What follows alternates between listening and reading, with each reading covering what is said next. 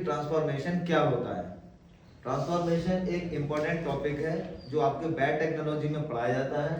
Transformation में हम normally जब बैक्टीरिया किसी भी प्लाज्मिड को इनटेक कर लेता है, जब कोई प्लाज्मिड बैक्टीरिया के अंदर आ जाता है, तब हम इस पार्ट को इसे क्या बोलते हैं? ट्रांसफॉर्मेशन कहते हैं। और इस ट्रांसफॉर्मेशन करने के पहले इस बोर्ड में मैंने कई सारी चीजें यहाँ पे लिखी हुई हैं, उसको समझो। एक टेस्ट ट्यूब में हम क्या करते हैं? Restriction endonuclease enzyme ligase foreign DNA और प्लाज्मिड को डाल देते हैं। क्या क्या हमने डाला है? सबसे पहले हमने डाला restriction endonuclease enzyme, ligase enzyme और फॉरेन डीएनए। एक टेस्ट ट्यूब में जब हम इसको डालते हैं तो यहाँ पे प्लाज्मिड भी अवेलेबल है, तो रेस्ट्रिक्शन एंटीन्यूक्लियस एंजाइम क्या करेगा? कट करेगा। रेस्ट्रिक्शन एंटीन्यूक्लियस एंजाइम क्या करेगा? एक पैरांड्रोमिक सीक्वेंस को कट करेगा और उसने मान लीजिए किसी एक प्लाज्मिड में कट लगा दिया और उसी जगह पे हमारा फॉरेन डीएनए वहां पे जाके ऐड हो जाएगा। क्योंकि वो क्यों ऐड हो जाएगा? क्योंकि हमने सेम रेस्ट्रिक्शन एंटीन्यूक्लियस एंजाइम की सहायता से दोनों को काटा है। ठीक, हमारे पास जो फॉरेन डीएनए है ये भी हमने सपोज दैट इको R1 से काटा है। इको R1 जो है रेस्ट्रिक्शन एंटीन्यूक्लियस एंजाइम, और वही रेस्ट्रिक्शन इको R1 हमने यहाँ पर डाला हुआ है। तो सेम हमें कैसे मिलेंगे? सेम ओवरहैंग कट मिलेंगे। याद आया जब ओवरहैंग कट होता है, ब्लड कटिंग होती है, ये भी मैंने आपको बताया। तो ट्रांसफॉर्मेशन में हम ये पहले स्टेप में देखते हैं। एक हमने इसमें टेस्ट ट्यूब में हमने क्या करा? हमने प्लाज्मिड डाल दिया, फॉरेन डीएनए डाल दिया, रेस्ट्रिक्शन एंटीन्यूक्लियस एंजाइम डाल दिया और लाइगेज डाल दिया। रेस्ट्रिक्शन एंटीन्यूक्लियस ने क्या करा? प्लाज्मिड में कट लगाया और फॉरेन डीएनए वहां पे आके लग गया, लाइगेज ने उसको जोड़ दिया। लाइगेज एंजाइम ने क्या करा? उसको जोड़ दिया। ये तो पहली स्टेज होगी। अब यहाँ पे दूसरी स्टेज में क्या हुआ देखिए, यहाँ पे 3 टाइप के हमें सेगमेंट दिखाई देंगे। हमने इसी सेगमेंट में एक दूसरी हमने पर्सनली ली, उसमें हमने क्या करा?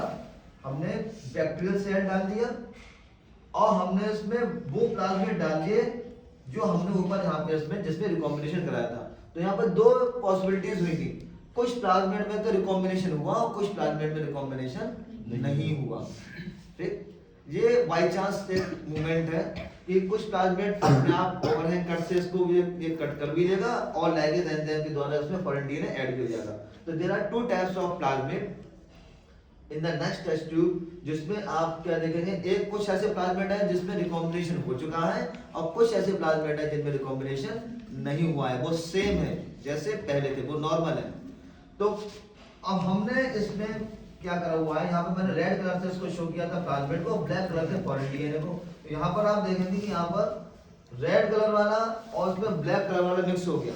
मतलब प्लाज्मिड में ये हमारा फॉरेन डीएनए था, वो यहाँ पे ऐड हो गया। अब हमने इसको क्या बोलते हैं? Recombinant plasmid. और यहाँ पे कुछ ऐसे भी प्लाज्मिड थे जिसमें रिकॉम्बिनेशन नहीं हुआ था, जिसमें फॉरेन डीएनए आके अटैच नहीं हुआ था। So in this test tube there are 2 types of plasmid, one is recombinant plasmid and second one is non recombinant plasmid. हमने इसी में कुछ बैक्टीरियल सेल्स को डाल दिया। हमने क्या करा? हमने इसमें बैक्टीरियल सेल्स को डाल दिया। तो यहाँ पर 3 कंडीशन आपको देखने को मिलेगी। पहली कंडीशन क्या है? ये A, B, C, ये बैक्टीरियल सेल को ही मैंने दिखाया है। एक ऐसी बैक्टीरियल सेल जिसने प्लाज्मिड को अपने अंदर इन्विल्ट नहीं किया, प्लाज्मिड को अपने अंदर नहीं लिया, तो ऐसे बैक्टीरियल सेल को हम क्या बोलेंगे? Non transformant. मतलब ट्रांसफॉर्मेशन हुआ ही नहीं। ट्रांसफॉर्मेशन का मतलब जब बैक्टीरिया प्लाज्मिड को इनटेक कर ले, जब बैक्टीरिया प्लाज्मिड को अपने अंदर इंसर्ट कर ले, इसे हम ट्रांसफॉर्मेशन कहते हैं। जब बैक्टीरिया ने किसी भी टाइप के प्लाज्मिड को अपने अंदर इंसर्ट नहीं किया तो हमने इसको क्या बोला? Non transformant. मतलब transformation is not takes place in this A condition.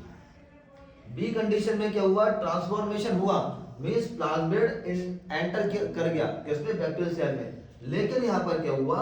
ये नॉन रिकॉम्बिनेंट प्लाज्मिड था जिसमें रिकॉम्बिनेशन नहीं हो पाया था। जब हमने यहाँ पे रिकॉम्बिनेशन किया था, कुछ पे रिकॉम्बिनेशन हुआ था, कुछ बैक्टीरियल कुछ प्लाज्मिड ऐसे थे जिसमें रिकॉम्बिनेशन नहीं हुआ था। तो यहाँ पर क्या हुआ?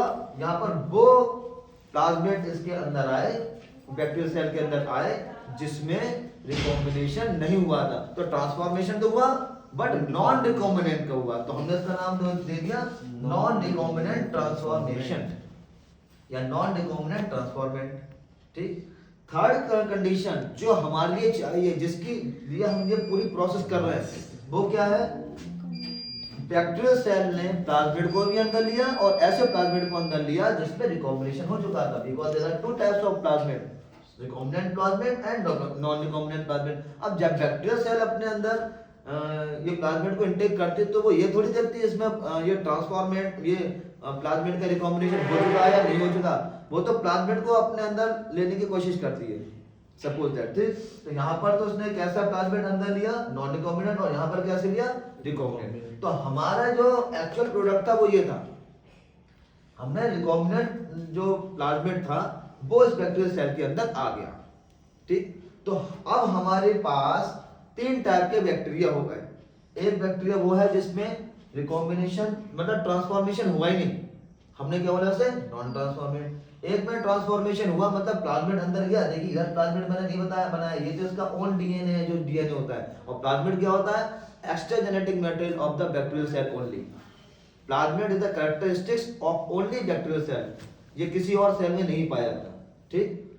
अब यहाँ पर प्लाज्मिड है देखिए, लेकिन ये कैसा है, नॉन रिकॉम्बिनेंट, और यहाँ पर प्लाज्मिड है ये, लेकिन ये कैसा है, रिकॉम्बिनेंट। अब हमें क्या करना है, हमें अब वो तो पूरा एक ह्यूज कल्चर हमने जो हमें मिला है इस पूरे पोर्शन में, वहां पे तो ये तीनों टाइप के बैक्टीरिया हजारों की संख्या में, और हमारी रिक्वायरमेंट क्या है, हमें ये चाहिए, तो हम इसको आइसोलेट कैसे करेंगे।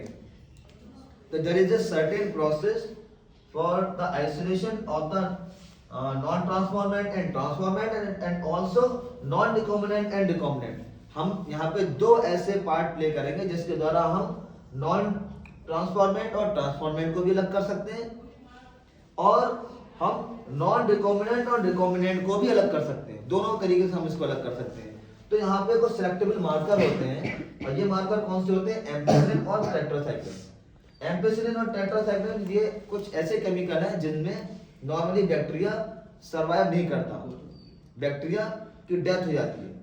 हम यहाँ पर क्या कर रहे हैं नॉर्मली, अब यहाँ पर हमने क्या करा, नॉन ट्रांसफॉर्मेंट में हमने एम्पिसिलिन को डाल दिया, तो ये ग्रो नहीं करेगा।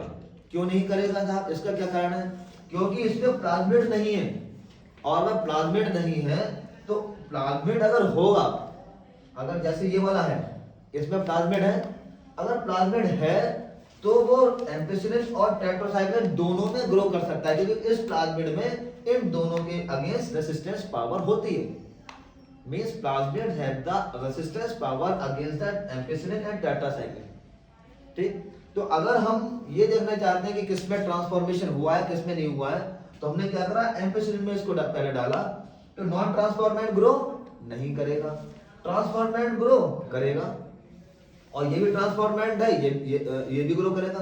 तो एम्पिसिलिन से हमने क्या डिटेक्ट कर लिया कि नॉन ट्रांसफॉर्मेंट कौन सा है और ट्रांसफॉर्मेंट कौन सा है, ठीक। पहला आइसोलेशन हो गया हमारा कि नॉन ट्रांसफॉर्मेंट बैक्टीरिया कौन सा है और ट्रांसफॉर्मेंट बैक्टीरिया कौन सा है। दूसरा आइसोलेशन किसके आधार पे है कि कौन सा हमारा नॉन रिकॉम्बिनेंट का ट्रांसफॉर्मेशन है और कौन सा हमारा रिकॉम्बिनेंट ट्रांसफॉर्मेंट है। इसलिए हमने क्या करा, हमने इसलिए टेट्रासाइक्लिन डाला। टेट्रासाइक्लिन डालते ही नॉर्मल सी बात है, जब इसमें प्लाज्मिड नहीं है नॉन ट्रांसफॉर्मेंट में तो ये ग्रो नहीं करेगा, ठीक। आई बात समझ में। इसके बाद जो प्लाज्मिड है, यहाँ पे नॉर्मल प्लाज्मिड है जिसमें रिकॉम्बिनेशन नहीं किया है, ये इसमें भी ग्रो करेगा। अब ये जो जिसका रिकॉम्बिनेशन हो चुका है वो यहाँ पर ग्रो नहीं करेगा। ऐसा क्यों होता है, ऐसा इसलिए होता है, जैसे ये डायग्राम मैंने यहाँ पे बनाया हुआ है। नॉर्मली अगर हम देखें तो क्या होता है कि ये पीवीआर है, सपोज दैट ये पीवीआर है,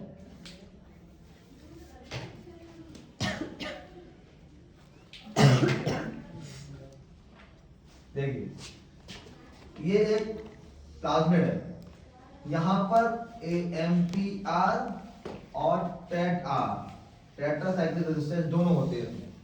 नॉर्मल पीवीआर में, नॉर्मल प्लाज्मिड में ये दोनों ही होते हैं।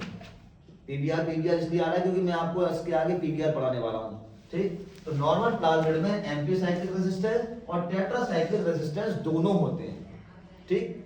लेकिन जब हम अपना डिजायर्ड डीएनए ऐड करते हैं इस प्लाज्मिड में, समझने की बात यहाँ से है, चीज समझ में आएगी ऐसा क्यों हो रहा है। कि यहाँ पर ये ग्रो क्यों नहीं कर रहा। जब हम अपना डिजायर्ड डीएनए इस प्लाज्मिड में ऐड करते हैं तो या तो हम टेट में कट लगाएंगे या हम एएमपी में कट लगाएंगे। सपोज दैट हमने क्या करा, अकॉर्डिंग टू दिस चार्ट हमने टेट आर में इसको कट लगा दिया। एनसीईआरटी में भी टेट नहीं, वो बोल रहा है कि अगर हमने टेट में कट लगा के अपना डिजायर्ड डीएनए ऐड किया है तो क्या होगा। तो अगर हमने टेट आर में कट लगाया है और यहाँ पर हमने क्या ऐड कर दिया, यहाँ पर हमने अपना फॉरेन डीएनए ऐड कर दिया, दैट इज फॉरेन डीएनए। ठीक, ये मैंने ब्लैक से शो कर दिया। तो हमने जब टेट आर में कट लगाया इसका मतलब टेट्रासाइक्लिक रेजिस्टेंस इसने खो दिया। अब ये प्लाज्मिड क्या हो गया, अब ये रिकॉम्बिनेंट प्लाज्मिड हो गया। लेकिन रिकॉम्बिनेशन तब हुआ या तो इसने टेट्रासाइक्लिक के अगेंस्ट ये रेजिस्टेंस पावर खोएगा अगर हमने टेट आर में कट लगा के इसको जोड़ा है। तो भाई हमें प्लाज्मिड में कट लगाना है, आपके डिजायर्ड डीएनए जोड़ना है तो कहीं ना कहीं तो कट लगाएंगे ना। जब हमने कट लगाया तो हमने कहां पे लगाया, सपोज दैट टेट्रासाइक्लिक में लगाया। तो जैसे टेट्रासाइक्लिक में लगाया that type of plasmid lost their tetracyclic resistance. अब ये क्या हो गया, अब ये कैसा हो गया, अब ये हो गया टेट्रासाइक्लिक सेंसिटिव। अगर हम कायदे में इसे हम लिखेंगे तो हम ये हो जाएगा टेट्रासाइक्लिक एस। जो पहले टेट्रासाइक्लिक रेजिस्टेंस था, टेट्रासाइक्लिन के प्रति इसमें लड़ने की क्षमता थी, अब उसी के प्रति ये कैसा हो गया, सेंसिटिव हो गया। इसलिए हम इसे कहते हैं इंजंक्शनल इनएक्टिवेशन। ये एनसीईआरटी में है। इंजंक्शनल इनएक्टिवेशन का मतलब हो गया हमने अपना डिजायर्ड डीएनए इसमें ऐड किया और उसके बाद इसका जो रेजिस्टेंस पावर थी वो कैसी हो गई, इनएक्टिव हो गई। मतलब ये यहाँ पे सिलेक्टेबल मार्कर है दोनों, टेटार और एम्पिसिलिन दोनों जो क्या होते हैं, सिलेक्टेबल मार्कर होते हैं जिसके द्वारा हम आइसोलेट कर रहे हैं। देखिए इस पूरी प्रोसेस में हमने इन्हीं दोनों के द्वारा क्या करा, अपना डिजायर्ड रिकॉम्बिनेंट ट्रांसफॉर्मेट को हमने ढूंढ लिया कि साहब यहाँ पर है।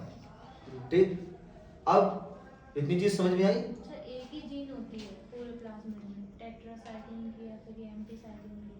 नहीं, ये दोनों रेजिस्टेंस पावर होती है, वैसे और भी होती है प्लाज्मिड में। अब आपको समझाने के मैंने इन दोनों का एग्जांपल दिया हुआ है। ठीक, एम्पिसाइक्लिन भी और टेट्रासाइक्लिन भी, ये दो सिलेक्टेबल मार्कर होते हैं प्लाज्मिड में।